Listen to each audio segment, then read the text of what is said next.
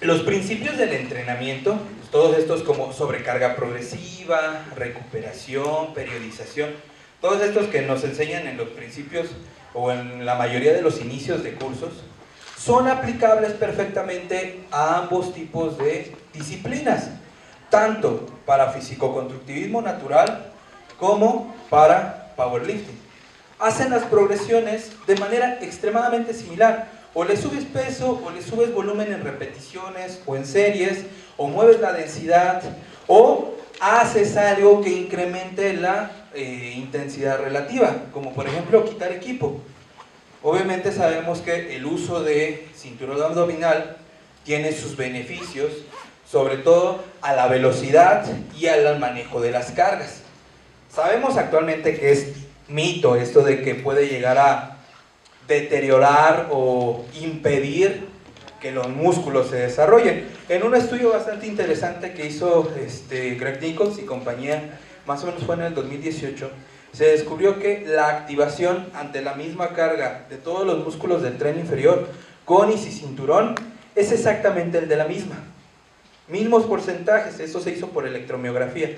Ya saben, este estudio donde te meten unas agujas tremendas para ver cuánta es la corriente eléctrica que se genera por la contracción. Exactamente la misma, no hay modificación si usas o no cinturón. Pero ¿qué fue lo que realmente cambió? Lo que cambió fue la percepción del esfuerzo, de aproximadamente entre un 15 a un 30% de ventaja para las personas que utilizaban cinturón abdominal. También la velocidad, y sabemos que la velocidad es directamente proporcional a la fuerza. Entre más rápido me pueda mover, significa que menos porcentaje de la fuerza estoy utilizando. Y obviamente, entre mayor sea la carga, por ejemplo, pues menor va a ser la velocidad que yo voy a poder implementar a dicha carga, aunque yo esté teniendo la intención de intentar moverme a máxima velocidad. Si algo es pesado, te va a hacer que te muevas lento. Y con un cinturón, lo que va a suceder es de que me voy a poder mover de un 15 a un 20% más rápido. Pues obviamente si seguimos esta regla, me va a poder permitir cargar entre un 15 y un 20% más rápido. Y si nos regresamos al estudio en donde habla que la tensión mecánica es el factor más determinante para el desarrollo hipertrófico, tanto para powerlifters como para gente que realiza fisicoconstructivismo, ese 15 o 20% es una mejora. Significa que voy a estar teniendo mayor tensión mecánica y que por consecuencia voy a tener mayor grado de hipertrofia. Ambos atletas o de ambos tipos tenemos que usarlos, pero obviamente se utiliza con conciencia, ¿no? Sabiendo en qué momento. Yo recomiendo que a partir de aproximadamente entre su 50 y su 70% de la carga, o mínimamente en todas sus series efectivas. Sí, claro, en el calentamiento, cuando empiezas con la barra solita y demás, no tiene caso, ¿vale? Pero cuando ya estás intentando acercarte de manera voluntaria a un fallo para asegurar que estás alcanzando dicha tensión mecánica al máximo, pues obviamente factores que no te quitan, pero sí te suman, van a ser un factor extremadamente positivo. Y todos estos principios pues pueden ser aplicables y realmente la diferencia no existe. Las progresiones que vas a hacer para la persona que se va a dedicar a la estética van a ser en el tiempo en el que esta persona manifieste dichas adaptaciones.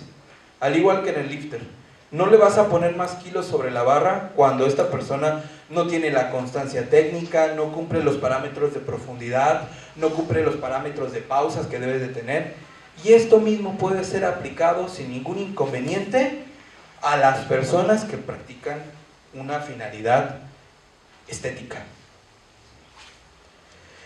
Y entonces llegamos ahora sí a la principal diferencia. Ahorita ya hablamos de muchas similitudes y cosas que tenemos que hacer a ambos tipos de atletas. La especificidad, que es uno de los principios del entrenamiento, es la principal diferencia. ¿Qué es esto de la especificidad? Pues es el grado de adaptación fina que tiene un atleta.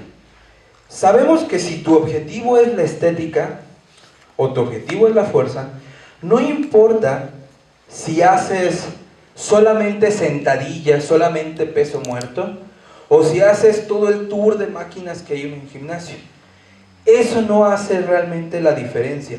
Si tú tienes, y de hecho se realizó el estudio en donde un grupo de personas hacían puros básicos y otros hacían puros accesorios, y al final de las 8 semanas se demostró que ganaban la misma cantidad de masa muscular. Pero aquí es donde viene esta parte. Si yo soy alguien que se quiere dedicar a la fuerza y tiene un deporte en concreto, que tiene movimientos en concretos, mi objetivo va a ser obviamente cumplir todos los parámetros de jueceo que me pidan. Por ejemplo, de repente hablamos mucho de la profundidad de la sentadilla, que si es buena, que si es mala. Actualmente se sabe que no es nada negativo, que tenemos la capacidad para poder realizar en un rango completo nuestra sentadilla. Pero en ámbitos competitivos, por ejemplo, en el powerlifting, nos piden que haya una cierta medición, que nuestro flexor de cadera esté por debajo de la parte más alta de nuestra rodilla, porque obviamente si no, pues no sería una sentadilla completa. Bueno, esto mismo puede ser aplicado, con sus comillas, al físico-constructivismo. Sabemos que entre mayor sea el rango de movimiento que tengamos, óptimo, mayor es la estimulación muscular que vamos a tener. Pero aquí de repente a veces se llega a ciertos extremos.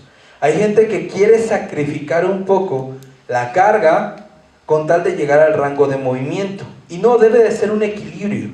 ¿Por qué? Porque si sacrificas carga vas a sacrificar tensión mecánica.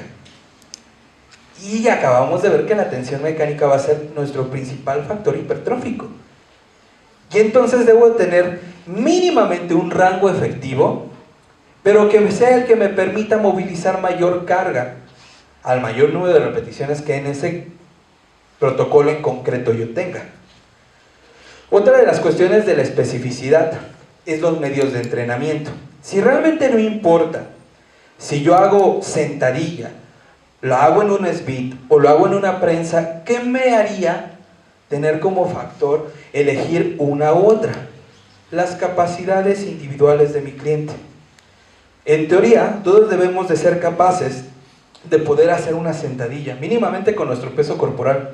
De hecho, sabemos que es un método de evaluación dentro de la fisioterapia. Si una persona no tiene la capacidad, nos dice mucho de las cosas que tiene posiblemente mal.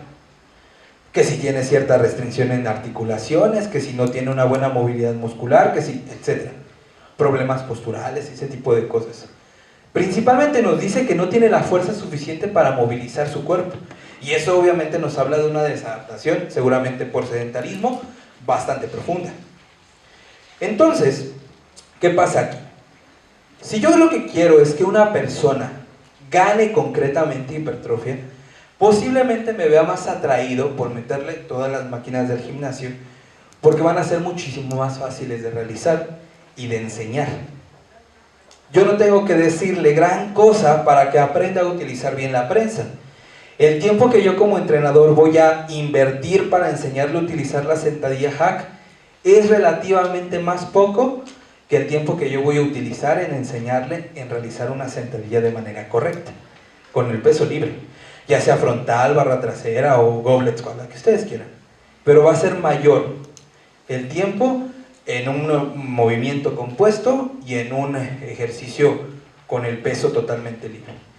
Pero también tiene otros beneficios, los cuales principalmente van a ser al control motor. Tú puedes enseñar a alguien a utilizar bien la prensa si le haces referencia a lo que hace en la sentadilla, pero no viceversa. No, o sea, alguien que hace bien la sentadilla va a poder utilizar prácticamente cualquier aparato y lo va a poder utilizar de manera correcta, pero no al revés.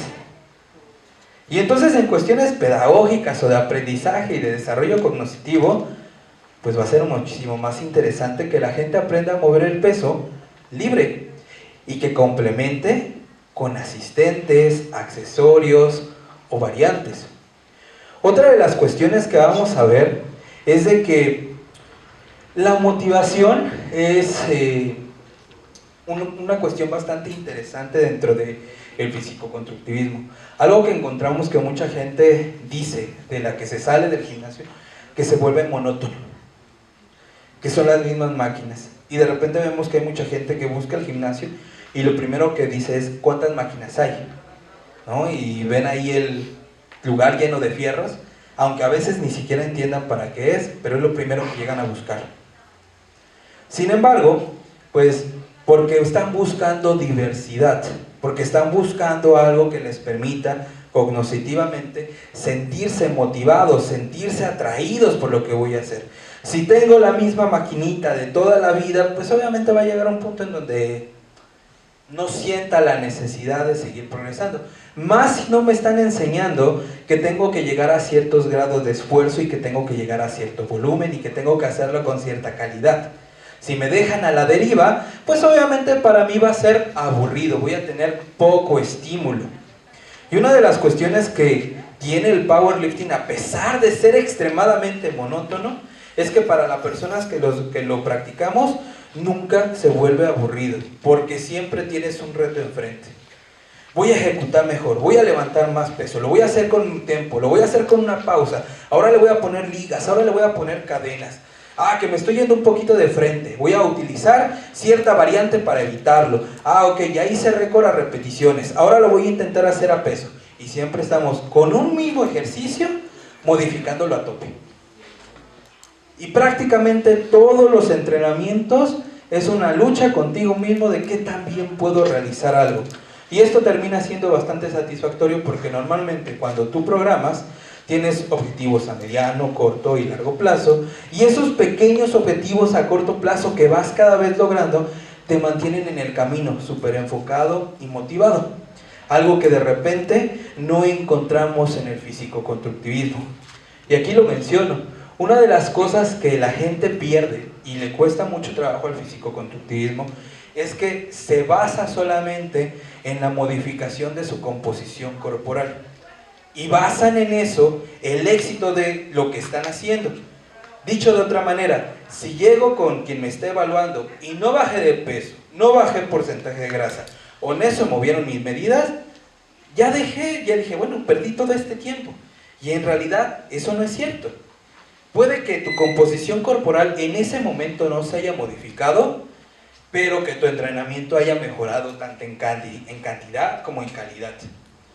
Ahora ejecutes mejor, tal vez tengas un mejor rango de movimiento, y esto eventualmente te va a pagar más que solamente basarte en tu composición corporal.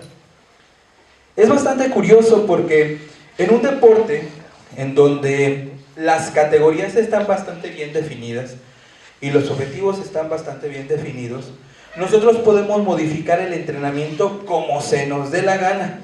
No es lo mismo lo que yo voy a darle, por ejemplo, a un Men's Physique, como lo que voy a darle a alguien que va a entrar en la categoría Open de culturismo. Pero los principios son los mismos. Y pasa igual en el powerlifting. No voy a entrenar igual a alguien que va a entrar en la categoría de más de 120 kilogramos, que tiene un torso como lavadora, a alguien que va a entrar en la categoría de 49 kilogramos femenil y tengo que trabajar con un sistema de palancas, un sistema de posicionamiento totalmente diferente. ¿Han visto que, por ejemplo, se burlan de repente mucho de el arco en el powerlifting? Que ya hay un grado en donde tienen un arco extremadamente especializado, en donde terminan moviendo súper poquito.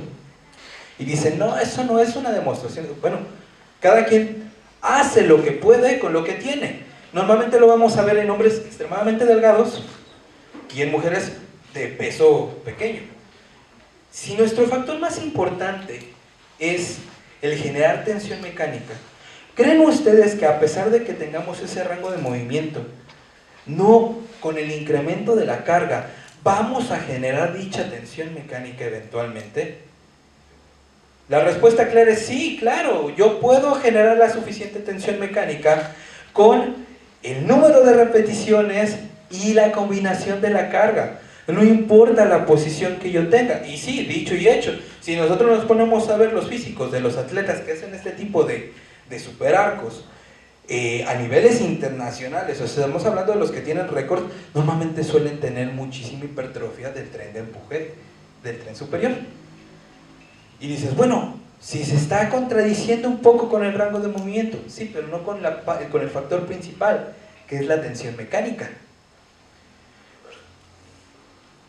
Una de las cosas que tenemos que entender, muchachos, tanto para el físico-constructivismo como para el powerlifting o el deporte de fuerza que quieran, es de que nada se hace por necesidad, nada es obligatorio, principalmente en el físico-constructivismo. Puedes tener un grupo de personas, ponerles exactamente la misma rutina y van a tener pequeñas variaciones en sus resultados. A unos en sentadillas les va a crecer más el cuádriceps, a otros les va a crecer más las pompas, a otros ni las pompas ni el cuádriceps, es el raro que le crecen las pantorrillas, ¿no? Y entonces, ¿qué haces? Complementas. Sigues dejándole que haga sentadilla porque tal vez le mantiene motivado, tal vez lo mantiene bien metido en su entrenamiento, puede que hasta le guste. ¿Y qué haces? Pues al que le crece más las pompis le pones algo aparte de cuádriceps y pantorrilla. Al raro que le creció la pantorrilla complementas con glúteo y cuádriceps. Y vas metiendo algo que justo va haciendo que tu entrenamiento realmente sea personalizado, realmente esté especializado para lo que necesita ese atleta en concreto. Usar movimientos compuestos tiene múltiples beneficios a la salud. Nos va a permitir responder mejor ante eventualidades.